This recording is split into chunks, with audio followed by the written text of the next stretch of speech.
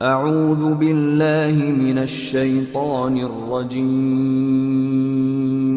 بسم اللہ الرحمن الرحیم السلام علیکم ورحمۃ اللہ وبرکاتہ نحمدہ ونصلی علی رسولہ الکریم اما بعد فاعوذ باللہ من الشیطان الرجیم بسم اللہ الرحمن الرحیم الصلاۃ والسلام علیکہ یا رسول اللہ وعلی آلک واصحابک یا حبیب اللہ۔ 15 نومبر 2020 سے ہر اتوار کو خصوصی طور پر عقائد اور ایمانیات، عبادات اور اخلاقیات پر ہی گفتگو ہو رہی ہے، اور ابھی انشاءاللہ تعالی کم سے کم اتوار 27 دسمبر 20 تک اسی موضوع پر کلام ہوگا۔ آپ تمامی خواتین و حضرات سے گزارش ہے کہ ضرور بغور سنیے اور اپنے ایمان و عقیدت کی دنیا کو روشن اور تابناک بنائیے۔ دیکھیے، کچھ پڑھنا اور سننا اسی وقت کام آتا ہے جب آپ اس پر پوری توجہ دیں جو آپ کو بتلانے کی کوشش کی جا رہی ہے۔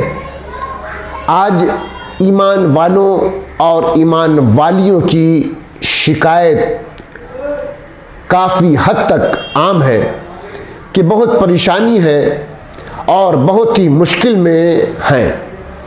میرے پیارے اسلامی بھائیوں اور اسلامی بہنوں، کبھی تھوڑی دیر سینے پہ ہاتھ رکھ کر سوچا، غور کیا کہ اتنی پریشانیوں اور مشکلات کا سامنا ہم لوگوں کو کیوں ہے؟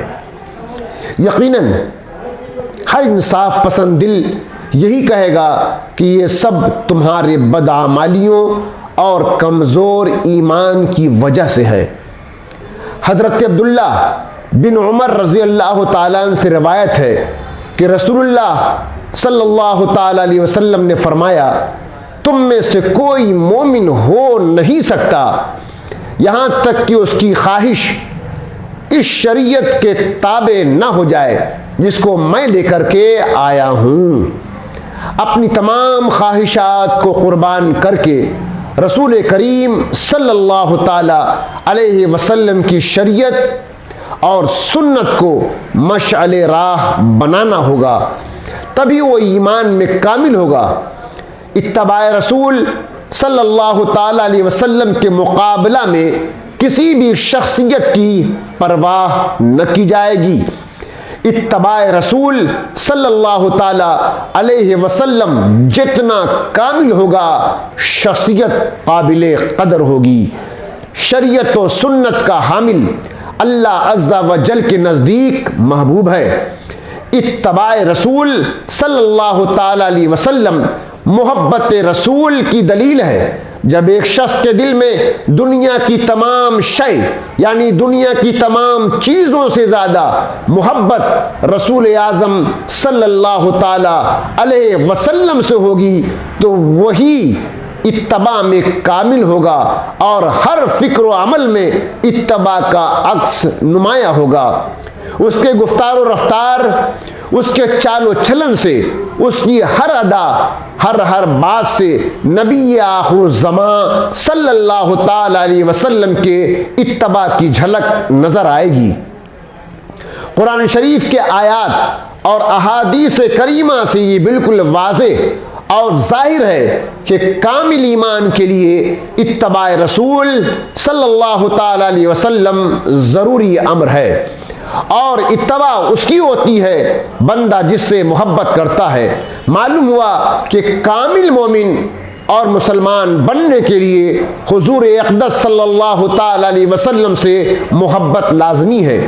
خود نبی کریم صلی اللہ تعالی علیہ وسلم ارشاد فرماتے ہیں، بخاری شریف اور مسلم شریف کی بہت ہی مشہور حدیث ہے، لا یؤمن احدکم حتی اکون احب الیہ من والدہ ولدہ والناس اجمعین، کوئی مومن نہیں ہو سکتا جب تک میں اس کو زیادہ محبوب نہ ہو جاؤں اس کے والد اور اولاد اور تمام لوگوں سے۔ ترمذی شریف کی حدیث ہے، حضرت انس رضی اللہ تعالیٰ عنہ سے روایت ہے کہ فرمایا حضور نبی اکرم صلی اللہ تعالیٰ علیہ وسلم نے، اگر تم سے ہو سکے تو صبح و شام اس طرح گزارو کہ تمہارے دل میں کسی کی طرف سے کوئی میل نہ ہو۔ پھر فرمایا میری محبت میری سنت ہے، جس نے میری سنت سے محبت رکھی اس نے مجھ سے محبت رکھی، اور جس نے مجھ سے محبت رکھی وہ جنت میں میرے ساتھ ہوگا۔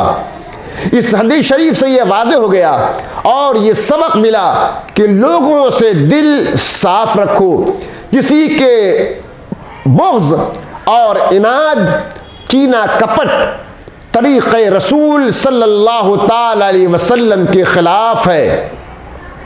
جس مسلمان نے اس طریقے کو اپنایا وہی سچا مسلمان ہے، اس کے دل میں محبت رسول جلوہ گر ہے، اور وہی جنت میں حضور کے ساتھ ہوگا جو ان سب برائیوں سے پاک ہوگا۔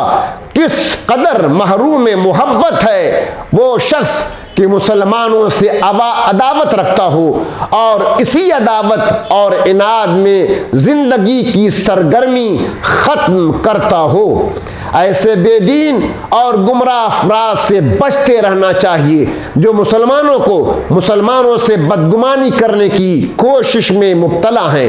دین کے ان بدخواہوں اور بے خبروں کی وجہ سے محبت اور پیار کی فضا سرد ہوتی جا رہی ہے، بلکہ یوں کہیے کہ بعض مقام اور اوقات میں تو دیندار لوگوں کو نفرت کی نگاہ سے دیکھا جاتا ہے اور دین کی بات کرنے والے کو دقیانوس تصور کیا جاتا ہے۔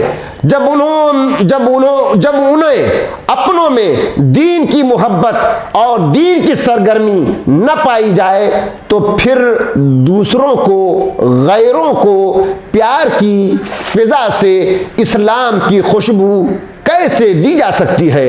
عزیز بھائیوں اور بہنوں، آپ کو جاننا ہے، آپ کو سمجھنا ہے انفرادی طور پر کہ میرا ایمان اور میرا طرز زندگی کس طرح ہے۔ کیا ہم رسول اللہ صلی اللہ تعالی علیہ وسلم کے بتائے ہوئے طریقہ کار پر اپنی زندگی گزار رہی ہیں کہ نہیں؟ ایک شخص غیبت کرتا ہے، سوچتا ہے چھوٹا گناہ ہے۔ ایک شخص جھوٹ بولتا ہے، سوچتا ہے کہ چھوٹا گناہ ہے۔ ایک شخص کسی کا حق مار دیتا ہے، سوچتا ہے چھوٹا گناہ ہے۔ ایک شخص کسی کے ساتھ زیادتی کرتا ہے، سوچتا ہے چھوٹا گناہ ہے۔ ایک شخص بہت بڑے بڑے گناہوں سے مرتکب ہو کر اس گناہ کو چھوٹا سمجھ کر کے گزر جاتا ہے اور سمجھتا ہے کہ ہم اچھے مسلمان ہیں۔ نہیں، آپ کو جاننا ہوگا کہ اسلام میں کن باتوں کو چھوٹا اور کن باتوں کو بڑا کہا گیا ہے۔ یہ جو ساری برائیاں میں نے آپ کے سامنے بیان کی، یہ گناہ کبائر میں سے ہے، یہ بڑے بڑے گناہوں میں سے ہے۔ اس لیے اگر آپ اسلام پر ہیں اور اسلام پر قائم رہنا چاہتے ہیں اور اسلامی طرز زندگی اختیار کر کے مرنا چاہتے ہیں اور ایمان سلامتی کے ساتھ لے جانا چاہتے ہیں تو ضرورت اس بات کی ہے کہ حضور صلی اللہ تعالی علیہ وسلم کی اتباع کیجئے اور آپ صلی اللہ تعالی علیہ وسلم سے محبت کیجئے، اور جس طرح آپ نے زندگی گزارنے کا طریقہ بتلایا ہے اور جس طرح آپ نے زندگی گزارنے کا طریقہ آپ کے سامنے رکھا ہے، ہمیں زندگی اسی طرح گزارنا ہے۔